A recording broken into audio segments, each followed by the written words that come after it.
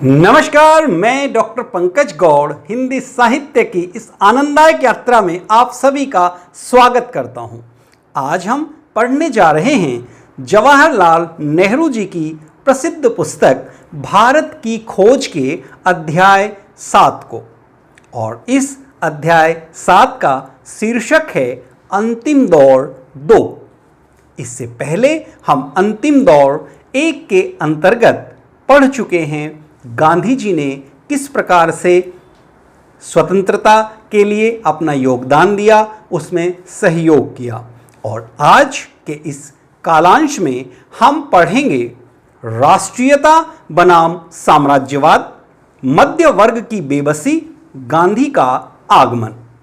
गांधी जी के नेतृत्व में कांग्रेस सक्रिय, अल्पसंख्यकों की समस्या, मुस्लिम लीग, मोहम्मद अली जिन्ना।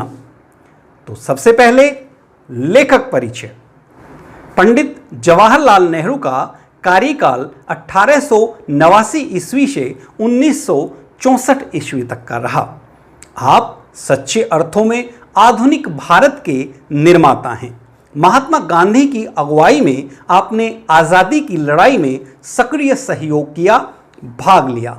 सन 1947 में जब भारत अंग्रेज़ों की गुलामी से आज़ाद हुआ तो उसके बाद आप इस देश के प्रधानमंत्री बने, प्रथम प्रधानमंत्री बने, और उसके बाद 1964 तक अपनी मृत्यु तक आप इस पद पर रहे।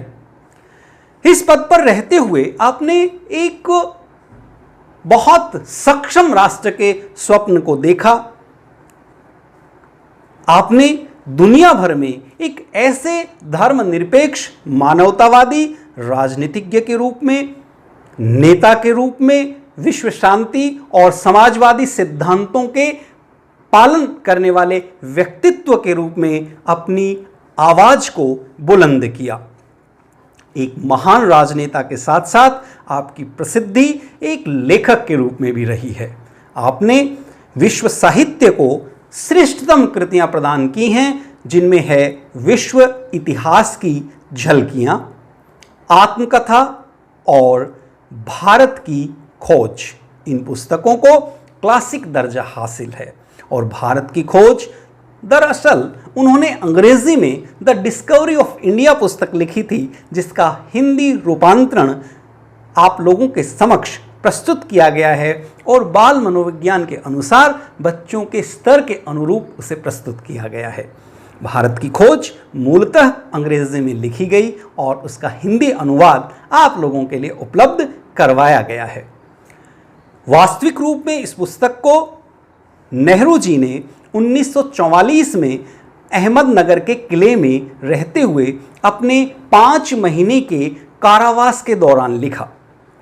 यह 1946 में पुस्तक के रूप में प्रकाशित हुई।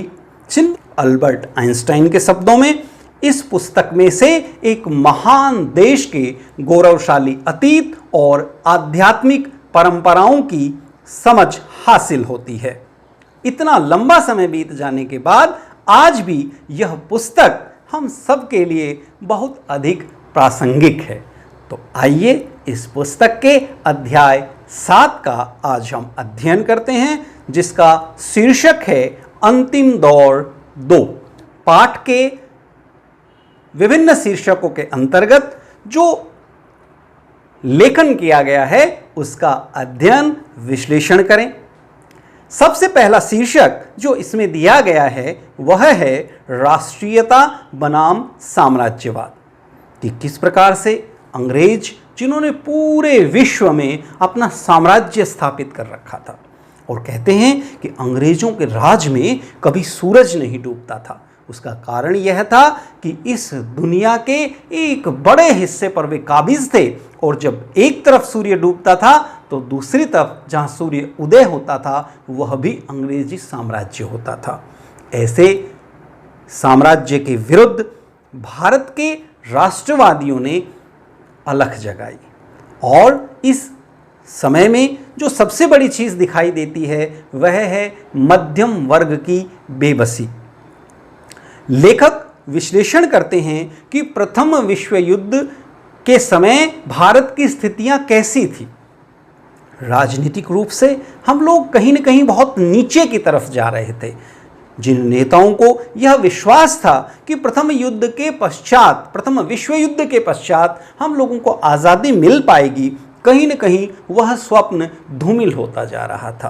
किसान, व्यापारी, मध्यम वर्गीय लोग, अंतिम पायदान पर खड़े लोग, चारों तरफ निराशा थी, हताशा थी और गहरा अंधकार था। अंग्रेज सरकार का केवल एक नियम था, शोषण, शोषण, शोषण। और शोषण की इस क्रूर व्यवस्था ने भारतीयों के हृदय में एक गहरा अवसाद पैदा कर दिया था। राजनीतिक अपने पूरे उतार पर थी। कांग्रेस दो दलों में बंट गई थी। एक तरफ गरम दल था और दूसरी तरफ नरम दल था। गरम दल और नरम दल के इस विभाजन ने जहां कांग्रेस को कमजोर किया, वहीं इस देश के राष्ट्रवाद के स्वप्न को, स्वतंत्रता के स्वप्न को भी कमजोर किया। अंग्रेज लगातार एक दूसरे का सहयोग कर चाहते थे कि लोगों के बीच में यह खाई बढ़ती रहे। हिंदू मुस्लिमों के बीच में, मध्यम वर्ग और निम्न वर्ग के बीच में, राजनेताओं और जनता के बीच में लगातार दूरी आती रहे, ताकि वे अपने साम्राज्य को सुरक्षित रखें।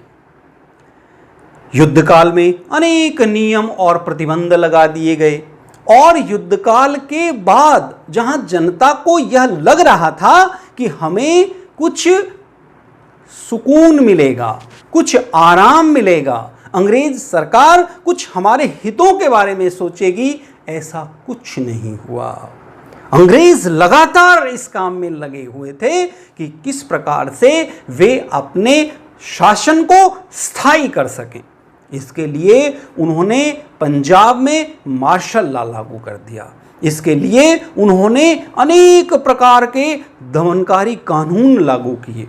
वे लगातार इस सोच में थे कि किस तरह से भारतीयों के मौलिक अधिकारों का हनन करते हुए वे अपने साम्राज्य को विस्तार देते रहें और लगातार उनका इस देश पर कब्जा बना रहे।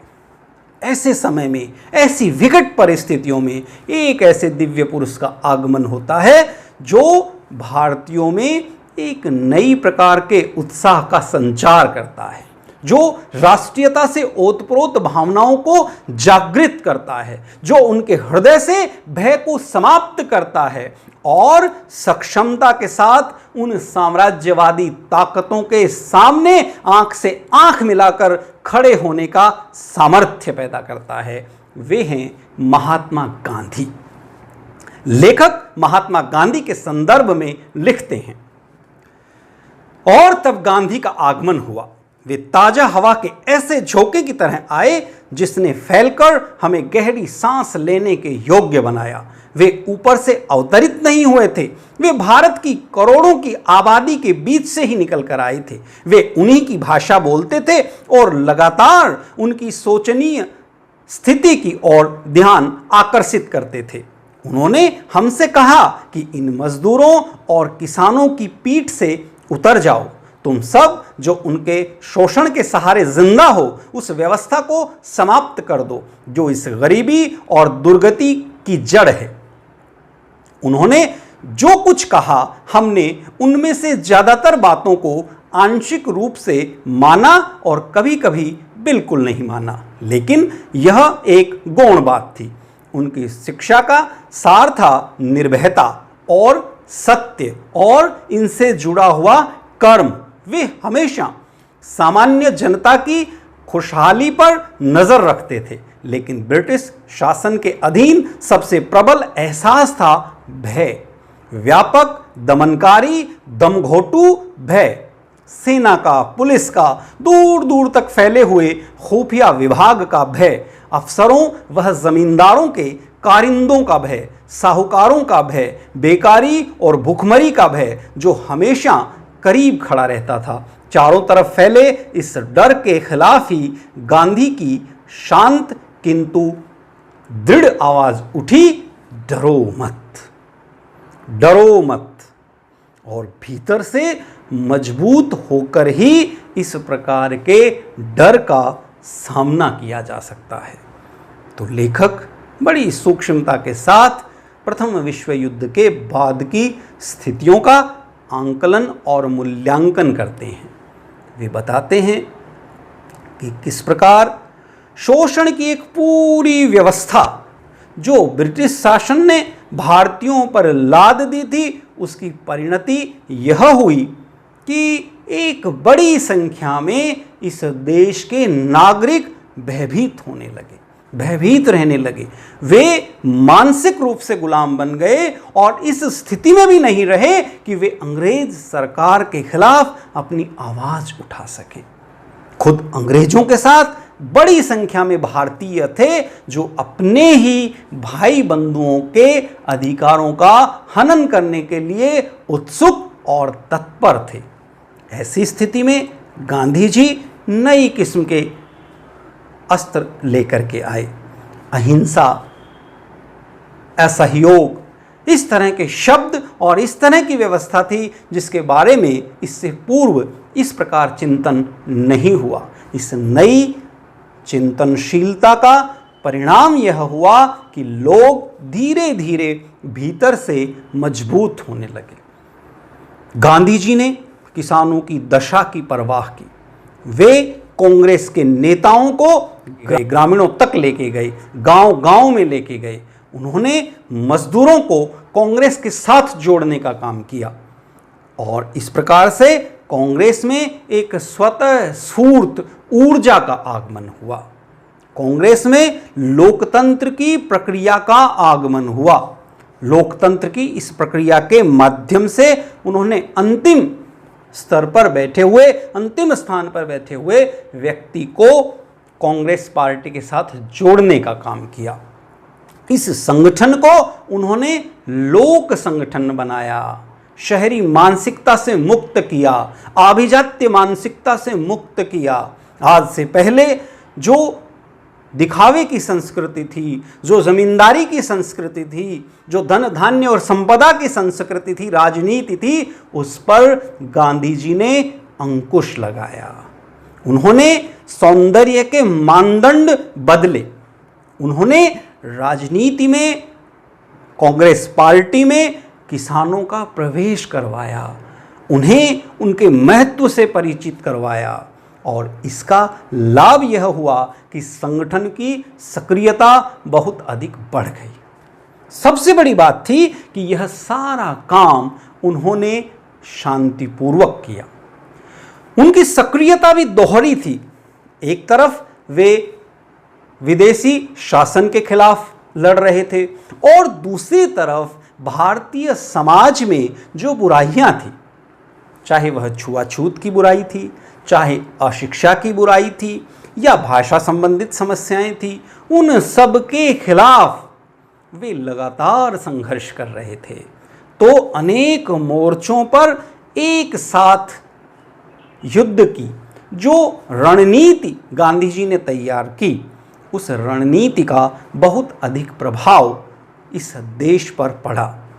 देश के निम्न वर्ग के लोग, मध्यम वर्ग के लोग, किसान, ग्रामीण कांग्रेस के साथ जुड़े, उनमें सक्रियता आई।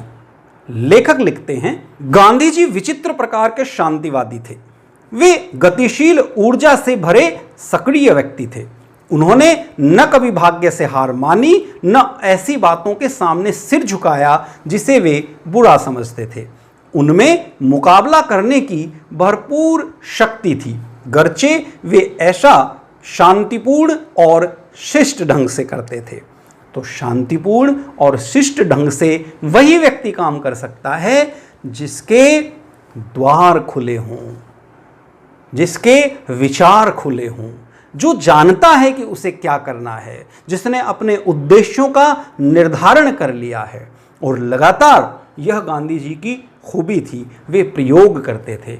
इन्हीं प्रयोगों के कारण उन्होंने माई एक्सपेरिमेंट विद ट्रुथ जैसी पुस्तक लिखने में कामयाबी प्राप्त की, क्योंकि वे लगातार सत्य के साथ और समाज के साथ प्रयोग करते थे। वे देश में फैली हुई अलग अलग प्रकार के समस्याओं से परिचय प्राप्त करते थे और उन्हें दूर करने के सक्रिय प्रयास करते थे। एक इसमें समस्या थी अल्पसंख्यकों की समस्याएं। अंग्रेज लगातार अल्पसंख्यकों को बहुसंख्यकों के खिलाफ भड़काते रहते थे।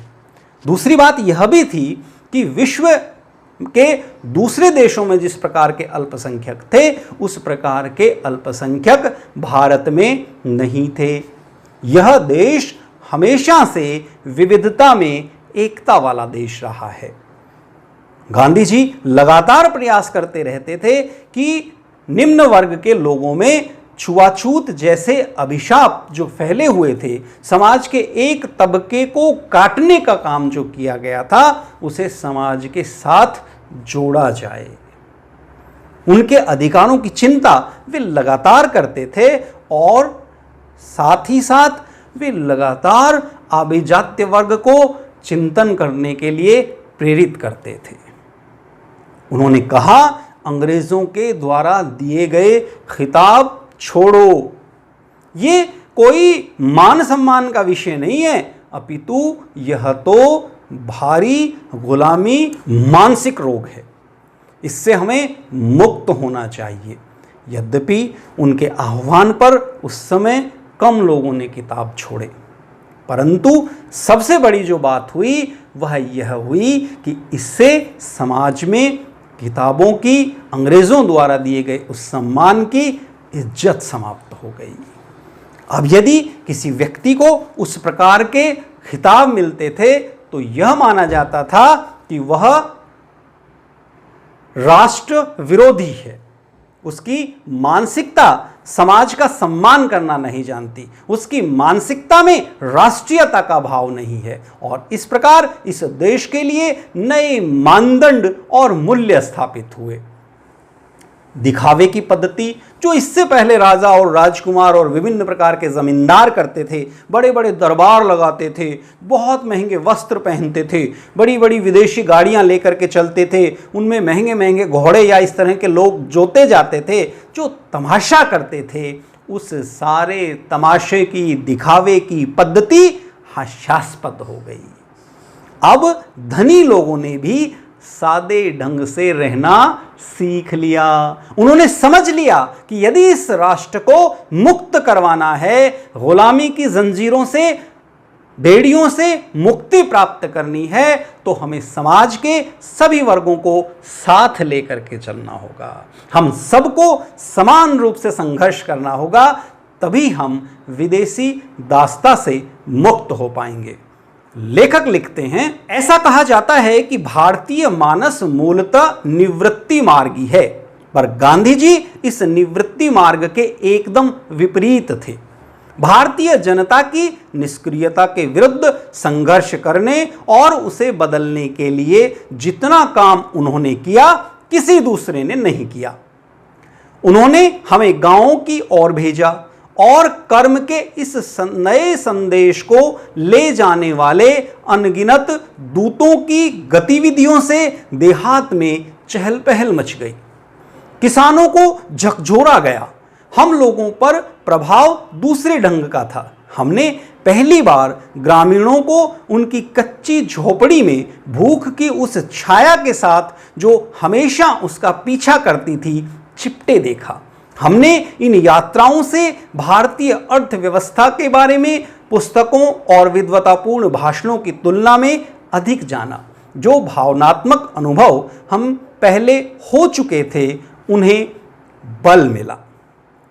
तो इस प्रकार लगातार समाज का यह अभिजात्य तबका, यह विद्वान लोग जब गांधी जी के आह्वान पर न सिर्फ स्वयं सादगीपूर्ण जीवन जीने लगे, अपितु ग्रामीणों के बीच गए।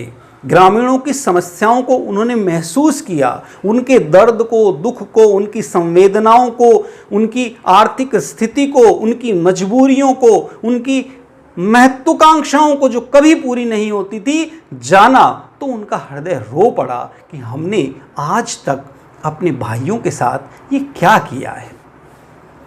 गांधी जी के आर्थिक और सामाजिक जो विचार थे, वे अनेक ऐसी स्थितियों में दूसरे लोगों से अलग थे, पर उन्होंने कभी भी अपने विचारों को दूसरों पर लादने का काम नहीं किया। शिक्षा के बारे में, विभिन्न आश्रमों की स्थापना के संदर्भ में अनेक बार इस प्रकार के विचार रहते थे जिनसे दूसरे लोगों के साथ उनका वैचारिक द्वंद्व सामने आता था। पर गांधी जी की एक बड़ी खूबी थी कि वे ऐसे विचारों को कभी भी दूसरों पर लादने का काम नहीं करते थे, यद्यपि स्वयं वे उन नियमों का पालन बहुत ही सख्ती के साथ करते थे। लेखक गांधी जी के व्यक्तित्व का एक बहुत ही गजब का खांचा खींचते हैं। वे इस शब्द चित्र के माध्यम से जीवंत रूप में गांधी जी को हमारे सामने प्रस्तुत कर देते हैं। वे कहते हैं, गांधी मूलतः धर्म प्राण व्यक्ति हैं। वे अपने अंतरतम की गहराइयों तक हिंदू हैं, लेकिन धर्म संबंधी उनकी अवधारणा का किसी सिद्धांत, परंपरा या कर्मकांड से कोई संबंध नहीं है। उनका बुनियादी सरोकार उन नैतिक नियमों में उनके दृढ़ विश्वास से है जिन्हें वे सत्य या प्रेम के नियम कहते हैं। सत्य और अहिंसा, इन दो शब्दों को वे एक ही अर्थ के लिए अदल बदल कर इस्तेमाल करते हैं। उनका दावा है कि वे हिंदू धर्म की मूल भावनाओं को समझते हैं। उन्होंने हर उस सिद्धांत और व्यवहार को नामंजूर किया जो उनकी आदर्श व्याख्या से मेल नहीं खाता था। वे सबसे ऊपर नैतिक नियमों की सत्ता मानते हैं, वह भी उस रूप में जिस रूप में उन्होंने खुद उसे समझा है। लेखक कहते हैं कि गांधी जी ने भारतीय राजनीति में उस समय जो एक सबसे बड़ा परिवर्तन किया वह यह किया कि गांधी जी जिन सिद्धांतों को जनता के समक्ष रखते थे, व्यवहारिक रूप से न सिर्फ उन्हें प्रयोग करते थे अपितु अपने जीवन में भी लागू करते थे। वस्त्र छोड़ने की बात यदि उन्होंने कही तो सबसे पहले स्वयं विदेशी वस्त्रों को त्यागा, आश्रम की स्थापना की, और वह प्रसिद्ध घटना जिसमें वे गुड़ खाने की बात करते हैं कि एक माँ अपने बेटे को लेकर उनके पास आती है कि इनसे कहिए कि यह गुड़ न खाए, तो गांधी जी कहते हैं आप 5 दिन बाद आइए। जब 5 दिन बाद माँ अपने बेटे को लेकर आती हैं तो गांधी जी कहते हैं कि बेटा गुड़ मत खाना, और बेटा उनकी बात मान लेता है। तो माँ कहती हैं, गांधी जी, महात्मा जी, यह बात आप 5 दिन पहले कह देते। तो गांधी जी कहते हैं कि उस समय तक गुड़ मुझे भी बहुत प्रिय था और अब मैंने स्वयं उसे छोड़ दिया है, तब मैं इस बच्चे को समझाने का अधिकारी हूँ। राजनीति में इस प्रकार की शुचिता इससे पहले कभी देखने को नहीं मिली। जवाहरलाल नेहरू जी कहते हैं कि गांधी जी की कथनी और करनी में हाथ तथा दस्ताने शामिल था। उनमें कोई फर्क नहीं था। जो वे कहते थे, जिन सिद्धांतों पर विश्वास करते थे, उन्हें न सिर्फ अपने जीवन में उतारते थे बल्कि आजीवन उन पर वे दृढ़ रहे।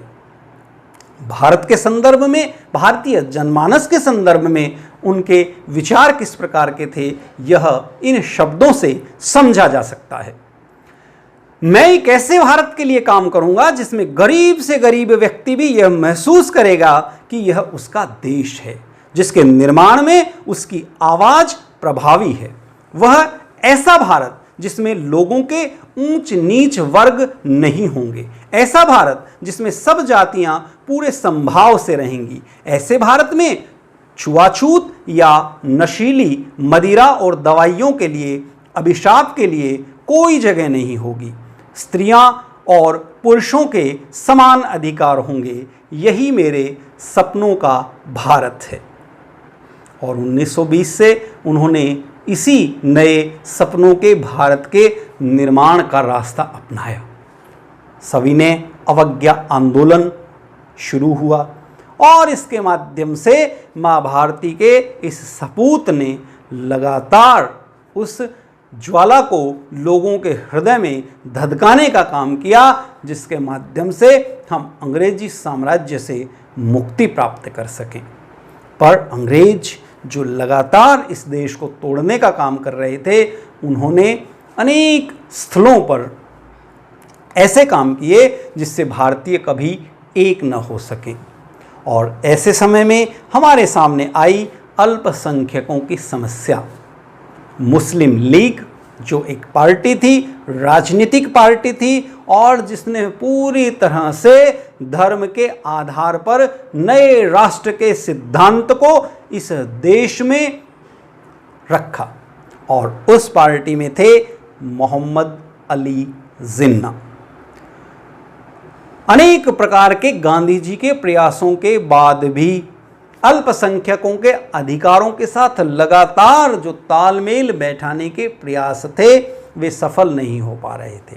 गांधी जी चाहते थे कि बहुसंख्यकों के संगठनों के खिलाफ अल्पसंख्यकों को पर्याप्त संरक्षण मिले। भारत में दरअसल बहुसंख्यक और अल्पसंख्यकों की समस्या कुछ दूसरे तरह की समस्या रही थी। भारत में राष्ट्रीय जातीय अल्पसंख्यक नहीं, धार्मिक अल्पसंख्यक हैं, और इस प्रकार कांग्रेस चिंतित भी थी और इस समस्या का हल करने के लिए उत्सुक भी थी। वह चाहती थी कि इस समस्या को हल किया जा सके। हमेशा कांग्रेस दो महत्वपूर्ण प्रश्नों पर अड़ी रही। उसमें एक था राष्ट्रीय एकता और दूसरी थी लोकतंत्र। वे हमेशा चाहते थे कि इस देश में रहने वाले सभी लोग मिलजुल कर रहें, एक रहें, पर लगातार उनके प्रयासों के बाद भी यह कार्य अनेक प्रकार के अवरोधों का शिकार होता जा रहा था।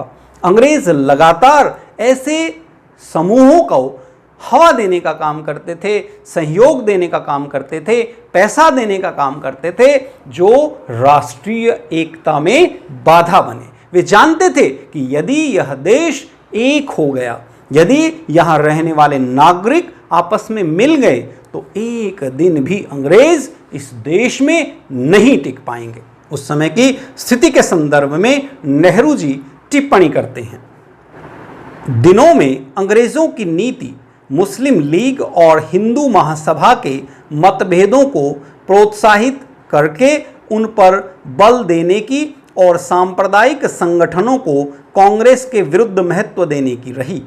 मिस्टर जिन्ना की मांग का आधार एक नया सिद्धांत था जिसकी उन्होंने हाल ही में घोषणा की थी कि भारत में दो राष्ट्र हैं, हिंदू और मुसलमान।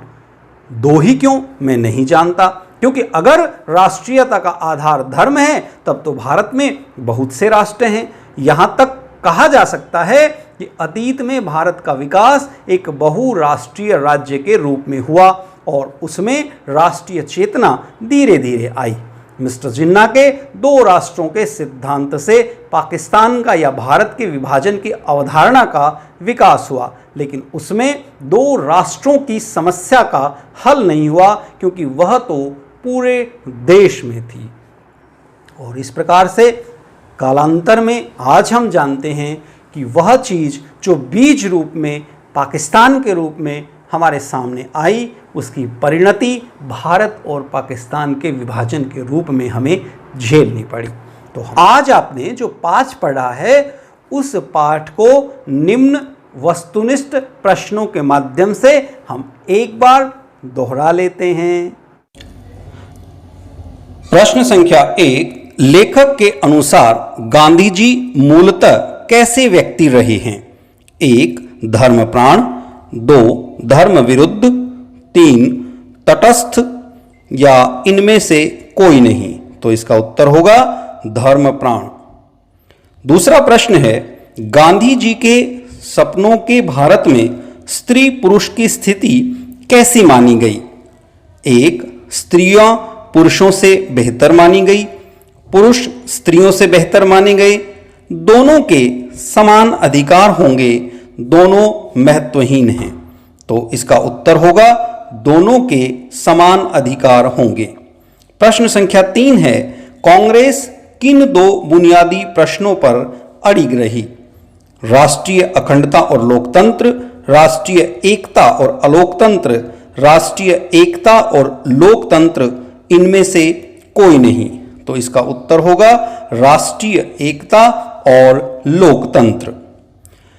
प्रश्न संख्या 4 है, किसके दो राष्ट्रों के सिद्धांत से पाकिस्तान या भारत के विभाजन की अवधारणा का विकास हुआ? मिस्टर जिन्ना, महात्मा गांधी, जवाहरलाल नेहरू या इनमें से कोई नहीं? तो इसका उत्तर होगा मिस्टर जिन्ना। अगला प्रश्न है प्रश्न संख्या 5। लेखक के अनुसार कांग्रेस की सदस्य संख्या में मुख्य रूप से कौन शामिल थे? 1 हिंदू, 2 मुस्लिम, 3 सिख या 4 ईसाई? तो लेखक के अनुसार इस प्रश्न का उत्तर होगा उत्तर संख्या 1 हिंदू। हमारे इस अध्याय के अंतर्गत आज हमने पढ़ा कि किस प्रकार प्रथम विश्व युद्ध के बाद से और मोहम्मद अली जिन्ना तक जो मुस्लिम लीग के महत्वपूर्ण सदस्यों और राजनेताओं में से एक थे, इस देश की राजनीतिक, सामाजिक, आर्थिक स्थितियां रही, उसमें किसानों की क्या स्थिति रही और किस प्रकार से ऐसे समय में कांग्रेस लगातार इस देश में राष्ट्रीयता का संचार करने का प्रयास करती रही। तो निश्चित रूप से आज की यह कक्षा आप लोगों के लिए महत्वपूर्ण रही होगी। लगातार हमारे साथ जुड़े रहें और साहित्य के पठन पाठन का आनंद लेते रहें। धन्यवाद। आपका दिन शुभ हो।